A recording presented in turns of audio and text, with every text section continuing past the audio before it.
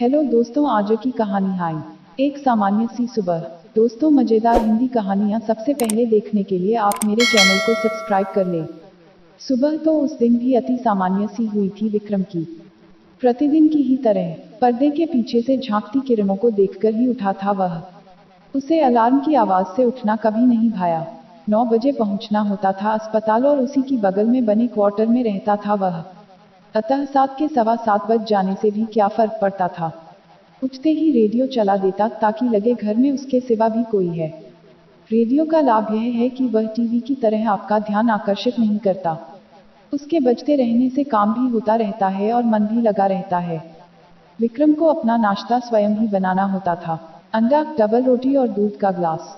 बस हो गया नाश्ता। दोपहर का भोजन वह अस्पताल की कैंटीन में कर लेता और रात का एक स्त्री आकर बना जाती। बहुत कम थी विक्रम की जरूरतें। कैंसर विशेषज्ञ है डॉ. विक्रम सहाय और पूरी तरह समर्पित। अपने क्षेत्र में पारंगत माना जाता है वह। वर्षों से इस प्राइवेट अस्पताल में काम कर रहा है। शहर में तो नाम है ही, आसपास के शहरों से भी मरीज कंसल्टेंट के लिए आते रहते हैं। पर कभी कभी एक अति सामान्य सी लगने वाली सुबह भी एक असामान्य सा दिन ले आती है ना। सो ऐसी ही सुबह थी वह भी। मंगलवार का दिन था वह। सुबह से ओपीडी में बैठे बैठे थक चुके थे विक्रम। बाहर बस एक आखिरी मरीज है, नर्स ने बताया और एक स्त्री को व्हीलचेयर पर भीतर लाया गया। डॉक्टर ने उसे परीक्षण मेज पर लिटाने को कहा एवं हाथ का काम पूरा करके उठे। स्त्री के पास गए तो चेहरा कुछ परिचित लगा, पर जिसका ध्यान आया यह उसकी परछाई मात्र थी। ओपीडी स्लिप पर नाम देखा, लतिका ही है। बीमारी से अशक्त शरीर, मुरझाया चेहरा, बेहोश तो नहीं परंतु पूर्णतः सजग भी नहीं। साथ में देखभाल करने वाली आया और घर का पुराना नौकर विश्वंभर साहब अपने काम से विदेश गए हुए थे। लतिका की हालत नाजुक थी और उसे तुरंत भर्ती करना आवश्यक था और उतना ही आवश्यक था इस प्राइवेट अस्पताल में अग्रिम राशि जमा करवाना। नौकर के पास इतना पैसा कहां से आता। विक्रम ने अपनी ओर से पैसे जमा करवा लतिका को अस्पताल में दाखिल करवा दिया ताकि फौरन इलाज शुरू हो सके। लतिका को ब्लड कैंसर था। इस उम्र में ब्लड कैंसर होने पर ठीक होने की आशा तो कम रहती है, पर जितने दिन जीवित रहे चैन से जिए यही प्रयत्न किया जा सकता था। थोड़े थोड़े अंतराल पर रोगी को रक्त चढ़ाया जाता है। कुछ दिन ठीक बीतते हैं और हालत फिर से बिगड़ने लगती है। सामान्यतः बीच के दिनों में मरीज को घर भेज दिया जाता है, पर लतिका को कोई लेने देखने आता तो भेज दे। विश्वंभर आता था देखने। उसे कुरेदने पर पता चला कि साहब तो कब के लौट आए हैं और उनके साथ एक युवती भी है। उन्हें पत्नी की गंभीर अवस्था का पता है और विश्वंभर ने उन्हें पैसों के लिए भी कहा है, पर उनका कहना है कि बचना तो वैसे भी नहीं है, तो उन्हें किसी सरकारी अस्पताल में क्यों नहीं ले जाते हो। लेकिन विक्रम ने लतिका को इस बात की भनक तक न पड़ने दी। वह समय समय पर अस्पताल में रकम जमा करवा देता और उसकी पूरी देखभाल भी करता रहा। ड्यूटी का समय समाप्त होने पर घर का एक चक्कर लगाता और फिर उसके पास आ बैठता। जिन दिनों उसकी हालत बेहतर होती तो वह बातें भी करती। अपने पति, अपने वैभव के किस्से सुनाती, देश विदेश के भ्रमण की चर्चा करती। घर में होने वाली पार्टियों, विशेष अतिथियों के नाम गिनाती। वह इसी खुशफहमी में थी कि उसके इलाज का पूरा खर्च उसके पति ही कर रहे हैं। वह अभी तक विदेश में है, अतः मिलने कैसे आए, वह यही सोचकर खुश थी। विक्रम उसकी बातें ध्यान से सुनता रहता। कितने वर्षों से उसका सपना था लतिका से मुलाकात करने का, बातचीत करने का। चुलबुली लतिका की चटपटी बातें ही तो उसको सबसे अधिक लुभाती थी। दुनिया भर के किस्से होते थे उसके पास। आज लतिका की सब बातें चाहे सच न भी हों, कहने वाली तो उसे सच मानकर ही कह रही थी ना। वह लतिका की खुशी में खुश हैं, उसके सहचर्य मात्र से संतुष्ट हैं। विक्रम ने उसकी शाम के बाद की जिम्मेदारी पूर्णतः अपने ऊपर ले रखी थी। नर्स को बुलाने की बजाय स्वयं उसे दवा देता, उठने में सहायता करता इत्यादि। वह कभी अपने प्यार के बारे में नहीं कह पाया था, पर इतने वर्षों बाद आज भी उतनी ही शिद्दत से चाहता था उसे। कभी कमजोरी के कारण लतिका को नींद आ जाती तो पास कुर्सी लगाकर बैठा रहता विक्रम लतिका का हाथ अपने हाथ में लिए। चाहता अपनी कुछ शक्ति स्पर्श द्वारा उसके शरीर में उड़ेल दे, पर यह तो किस्से कहानियों की बातें हैं। असली जीवन में कहाँ संभव है यह सब। हम साधारण मनुष्य ऐसा कुछ नहीं कर पाते, बहुत चाहकर भी नहीं। उसका हाथ पकड़े पकड़े विक्रम अक्सर ही अतीत में पहुंच जाता। उस अतीत में जब लतिका के संग जीवन जीने की आशा थी, मन में उत्साह था।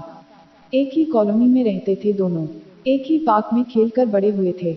बचपन का वह धमा चौकड़ी वाला दौर धीरे धीरे लड़कियों के लिए पार्क में चक्कर लगाने और लड़कों के लिए क्रिकेट फुटबॉल खेलने में बदल गया। इन सब के बीच एक उम्र ऐसी आती है जब परिचित लड़कों की निगाहें बचपन संग खेली लड़कियों को एक अलग नज़र से देखने लगती हैं और जो बचपन की नज़र से बहुत अलग होती है, उन्हें देखकर कुछ अलग तरह का महसूस होने लगता है। बहुत क्षण क्षण आता है यह बदलाव, यहाँ तक कि उन्हें स्वयं भी इस बात का पता नहीं चल पाता हो भी कैसे। बहुत नया सा अनुभव होता है यह पहला प्यार। इसको समझना कठिन है, परिभाषित करना और भी कठिन, सिर्फ महसूस किया जा सकता है। यूं तो पार्क में लड़के लड़कियों के अलग ग्रुप बने हुए थे, पर विक्रम और लतिका के एक स्कूल और एक ही कक्षा में होने के कारण आपस में अक्सर बात हो जाती, कभी स्कूल के किसी काम को लेकर तो कभी यूं ही। धीरे धीरे इन यूं ही वाली बातों की संख्या बढ़ने लगी। बातों में लतिका की बातें होती भी तो इतनी रोचक थी कि सुनने वाले का मन ही न होता उसे रोकने का। स्कूल के बाद विक्रम मेडिकल करने लगा और लतिका बीए पर रहते तो आसपास ही थे, सो मिलना होता रहा। मेडिकल करते हुए विक्रम ने निश्चय कर लिया था कि जीवन तो लतिका के संग ही बिताना है।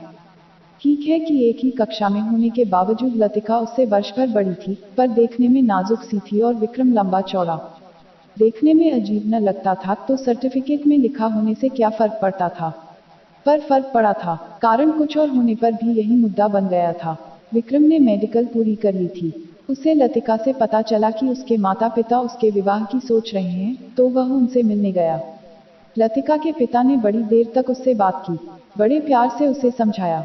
लतिका की ब्याह योग्य उम्र हो चुकी है और उसमें अब देरी नहीं की जा सकती, जबकि विक्रम को स्थापित होने में अभी बहुत समय है। एमबीबीएस पूरी हो गई है, पर अभी इंटर्नशिप करनी है और फिर एमडी।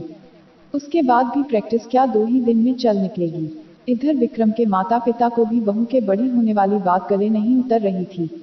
2-4 साल छोटी न सही, 1-2 साल तो हो, यह तो हम उम्र भी नहीं, उल्टे विक्रम से बड़ी थी। वह अपने माता पिता को तो किसी तरह समझा भी लेता, पर लतिका के पिता नहीं माने। दरअसल वे लतिका का रिश्ता अपने ही आर्थिक स्तर के किसी परिवार में करना चाहते थे और ऐसे कुछ परिवार उनकी नज़र में थे भी। सो उन्होंने लतिका का रिश्ता एक सफल व्यवसायी के बेटे के साथ तय कर ही दिया। लतिका की मर्जी को पूरी तरह नज़रअंदाज करते हुए। यह भी संभव है कि लतिका ने उसे उतनी शिद्दत से चाहा ही नहीं था जितना विक्रम ने उसे। पहले विक्रम लतिका को पाने का लक्ष्य सामने रखकर पढ़ाई कर रहा था। लतिका उसकी प्रेरणा थी। अब वह प्रेरणा हट गई थी उसके सामने से, तो उसने एक अच्छा डॉक्टर बनना ही अपना लक्ष्य बना लिया था और वह पूरी लगन से जुट गया अपने लक्ष्य में, ताकि लतिका को खोने से वह किसी अवसाद में न डूब जाए। नया रक्त चढ़ाने के पश्चात जब लतिका बेहतर महसूस करने लगती और घर जाने की बात करती, तो विक्रम उलझन में पड़ जाता। कैसे भेज दे वह उसे घर? क्या वह सहन कर पाएगी जब उसे पता चलेगा कि उसका पति विदेश में नहीं घर पर ही है और एक विदेशी युवती के संग रह रहा है? इस स्थिति से बचने की दूसरी राह यह थी कि उसे विक्रम अपने घर ले जाए। उसे तो इनकार नहीं था, पर लतिका क्यों कर मानेगी?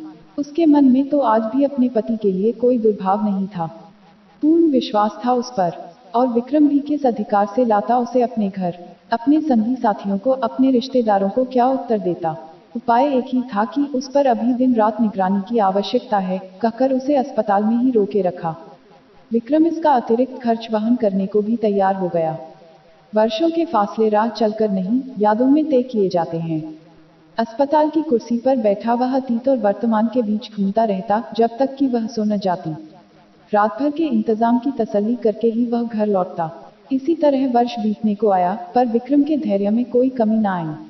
स्थिति नाजुक हो रही थी, मृत्यु की पदचाप निकट आ रही थी।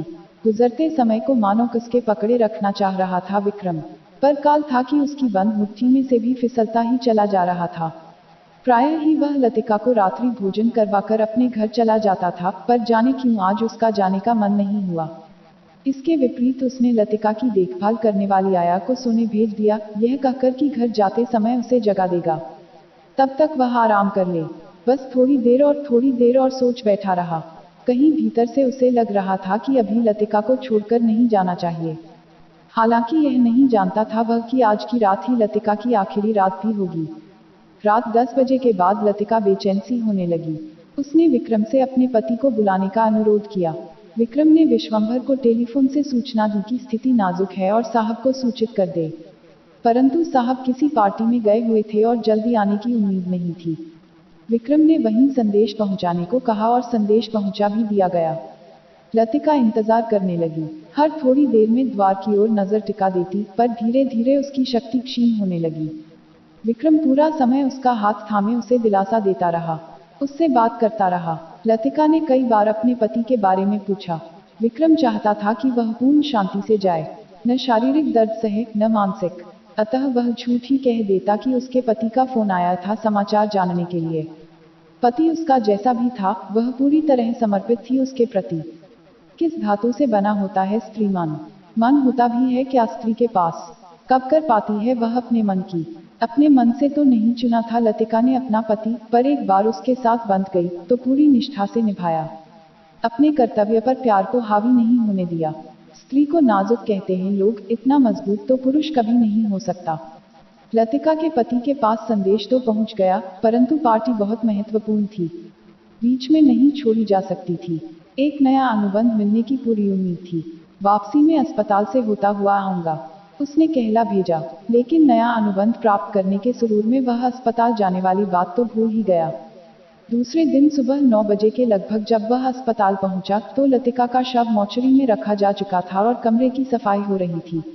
विक्रम वहीं अस्पताल में ही था।